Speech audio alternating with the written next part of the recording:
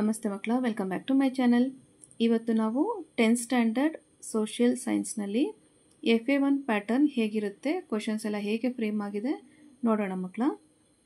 ನೋಡಿ, ನಿಮಗೆ total 20 ಮಾರ್ಕ್ಸ್ಗೆ question paper ಇರುತ್ತೆ. ನಿಮಗೆ ಬರೆಯೋದಕ್ಕೆ ಸಿಗೋಂಥ ಟೈಮ್ ಬಂದು 1 hour 15 minutes. ಅಷ್ಟರೊಳಗಡೆ ನೀವು ನಿಮ್ಮ ಆನ್ಸರ್ಸ್ನ ಬರೆದು ಮುಗಿಸ್ಬೇಕಾಗತ್ತೆ ಮಕ್ಕಳ. ಫಸ್ಟ್ ಹೆಡಿಂಗ್ ನೋಡಿ, ಮಲ್ಟಿಪಲ್ ಚಾಯ್ಸ್ ಕ್ವೆಶನ್ಸ್.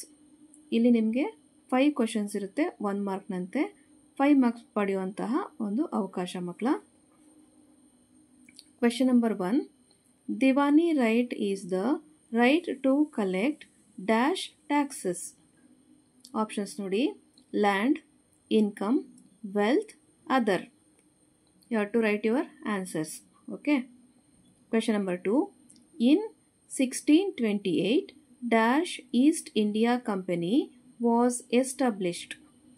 ಆಪ್ಷನ್ಸ್ ನೋಡಿ, Portuguese, French, Dutch, British. Next question number 3, in 1765 Robert Clive brought a dash government in Bengal. Options ನೋಡಿ, single, dual, federal, diarchy. Question number 4, the Shah Alam II gave Kora and dash to Marathas. Options ನೋಡಿ, Nagpur, Pune, Mumbai, Allahabad. Next question number 5, there are totally dash islands belonging to India. Options ನೋಡಿ, 204, 245, 206, 247. Okay ನಮ್ಮ ಮಕ್ಕಳ. Next second heading ನೋಡಿ, answer the following questions in 1 or 2 sentences each. ಇಲ್ಲಿ ನಿಮಗೆ ಒಟ್ಟು 4 questions ಇರುತ್ತೆ 1 ಮಾರ್ಕ್ನಂತೆ. 4 ಅಂಕಗಳು ಪಡೆಯುವಂಥ ಅವಕಾಶ ಇರುತ್ತೆ ಮಕ್ಕಳ.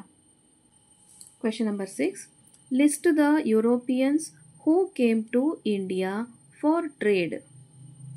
Question number 7, which is the recently formed landmass in India? Question number 8, who discovered the sea route to India? Question number 9, who implemented the blue water policy? Next heading ನೋಡಿ, answer the following questions 4 or 5 points each. ಇಲ್ಲಿ ನಿಮಗೆ 2 questions ಇರುತ್ತೆ ಮಕ್ಕಳ. 2 ಮಾರ್ಕ್ಸ್ನಂತೆ ಒಟ್ಟು 4 marks ಪಡೆಯುವಂಥ ಅವಕಾಶ ನಿಮಗಿರುತ್ತೆ. Question number 10, what are the result of battle of Buxar. Okay. Question number 11, which were the states that came under the doctrine of lapse policy.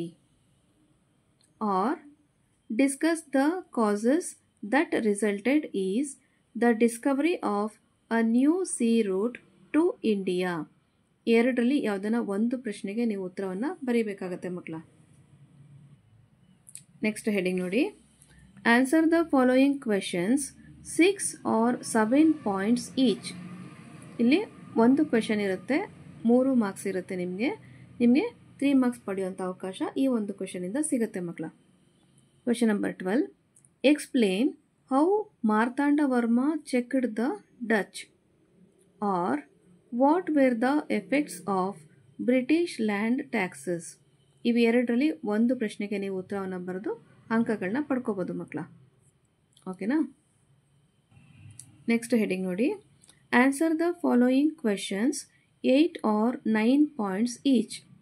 ಇಲ್ಲಿ ನಿಮಗೆ ಒಂದು ಪ್ರಶ್ನೆ ಇರುತ್ತೆ, 4 ಅಂಕಗಳು ಸಿಗುತ್ತೆ. ಒಟ್ಟು ನಿಮಗೆ 4 ಅಂಕಗಳನ್ನ ಪಡೆಯುವಂಥ ಅವಕಾಶ ಇಲ್ಲಿದೆ ಮಕ್ಕಳ. Question number 13, make a list of the effect of British education in India. Or explain the causes and result of the battle of Plassey. ಎರಡರಲ್ಲಿ ಒಂದು ಪ್ರಶ್ನೆಗೆ ನೀವು ಉತ್ತರವನ್ನು ಬರೆದು ಅಂಕಗಳನ್ನ ಪಡ್ಕೋಬೋದಾಗುತ್ತೆ ಮಕ್ಕಳ. ಇಲ್ಲಿಗೆ ಸೋಷಿಯಲ್ ಸೈನ್ಸ್ಗೆ ಸಂಬಂಧಪಟ್ಟಂತಹ ಎಲ್ಲ ಕ್ವೆಶನ್ಸ್ನ ನೋಡಿದ್ದಾಗಿದೆ ಮಕ್ಕಳ. ಈ ಒಂದು ವಿಡಿಯೋ ನಿಮಗೆ ಇಷ್ಟ ಆದಲ್ಲಿ ದಯವಿಟ್ಟು ನಮ್ಮ ಚಾನಲ್ನ ಲೈಕ್ ಮಾಡಿ, ಶೇರ್ ಮಾಡಿ, ಸಬ್ಸ್ಕ್ರೈಬ್ ಮಾಡಿಕೊಂಡು ನಾವು ಹಾಕೋಂಥ ಎಲ್ಲ ವಿಡಿಯೋ ನೋಡ್ತಾ ನಮ್ಮನ್ನು ಎನ್ಕರೇಜ್ ಮಾಡ್ತಾ ಹೋಗಿ ಮಕ್ಕಳ. Thank you for watching. Bye bye.